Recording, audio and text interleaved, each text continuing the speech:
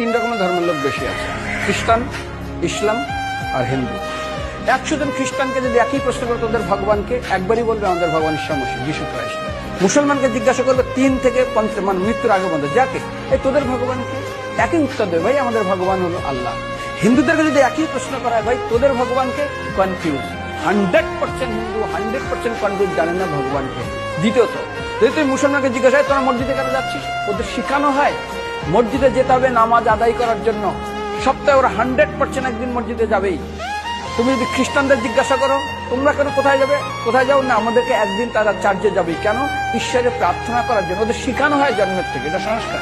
আর হিন্দুদের যদি জিজ্ঞাসা করে তোমরা মন্দিরে কেন যাচ্ছ, হ্যাঁ আমার ছেলের বিয়ে হচ্ছে না, আমার মেয়ের বাচ্চা হচ্ছে না, আমার বাবা হসপিটালে আছে, কালকে আমার মামলার ডেট আছে, আমার ব্যবসা খুব খারাপ, আমার শরীর খুব খারাপ।